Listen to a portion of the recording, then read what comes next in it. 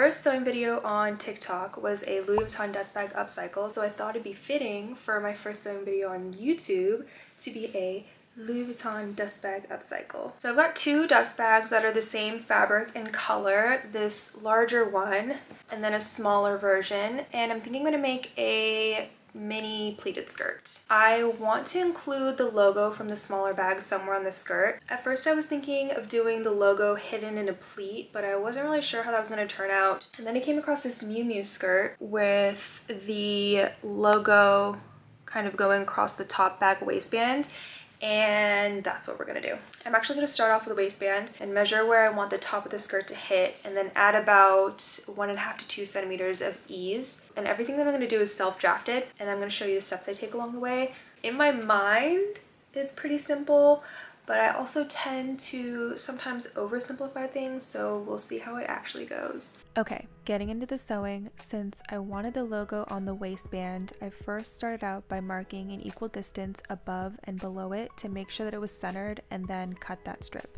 The width of the waistband is going to be 1.5 inches, so the width of this rectangle is 1.5 inches plus 2 times seam allowance, and I cut out 4 of these pieces total and sewed short ends good sides together to make 2 long waistbands, one for the outer layer and one for the lining. And if I had fabric large enough to cut one continuous waistband piece, I probably would have done that, but just had to work with the amount of fabric that I had. So the total length of these final rectangles is my waist measurement plus ease plus 2 times seam allowance. And from here, I'm going to place the waistband pieces good sides together and sew along the top edge, then press the seam allowance toward the lining and understitch. To understitch, we're basically going to sew the seam allowance to the lining as close as possible to that existing seam, which will help prevent the waistband from rolling. This is what it's looking like, and now we can do a final press so that everything lays flat. Okay, so I finished up the waistband, and everything that I've used so far has been from the small dust bag. So now we're gonna break out the big one and just start by seam ripping the sides to see how much fabric we have to work with.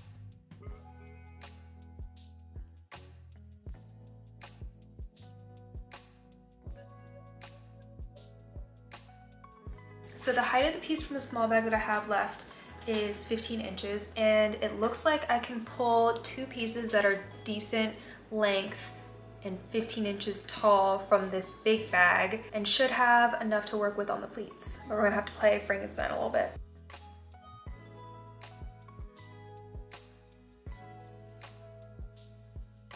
When all was said and done, I had 3 pieces, 2 about 22 inches long and 1 19 inches long, that I sewed together to create one large rectangle for the skirt.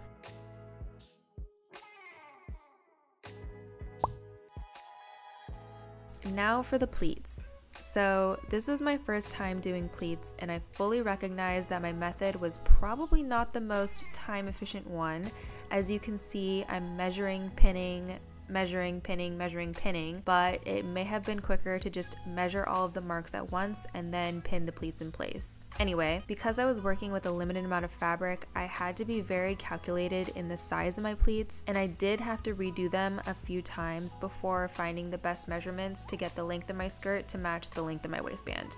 Ultimately, I think the best way to visualize the measurements is with a diagram. So the pleat depth, which is the distance between the outside and inside folds that I'm using, is 3/4 of an inch, and the pleat spacing, or distance between the outside folds, is 1.5 inches. And I just continued this pattern for the length of the skirt piece.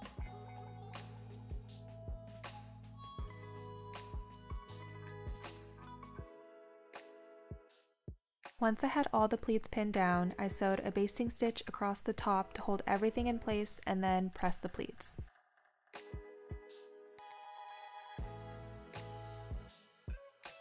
When that's all done, I was ready to attach the skirt to the waistband, and to prep, I pressed the seam allowance of the waistband lining toward the wrong side. I'm not quite at the level where I can just eyeball measurements, so here I'm marking the seam allowance as a guide before ironing.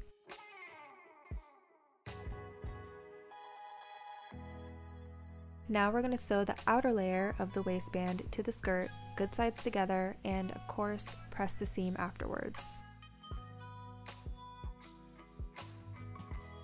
From there, fold the waistband over and pin from the good side through the seam that we just sewed so that the pin just catches the fold of the lining on the wrong side. I'm not gonna lie, the pinning process is time consuming and similar to attaching collars to button-ups, which I've made a handful of times. And trust me, I'm no stranger to seam ripping because I rushed and ended up not catching the lining fabric through the entire seam. So I definitely advise taking your time here. After all the pinning is done, top stitch directly over the seam to hide all the raw edges for a nice clean finish, aka stitch in the ditch.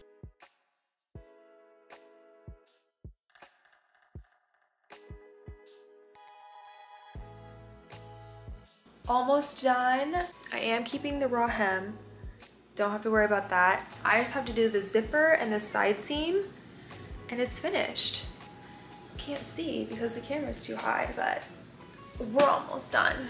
For the zipper, I'm using an invisible zipper and I didn't film in detail how to install it here, but I do have a separate tutorial that I can link in the description if you want to check it out.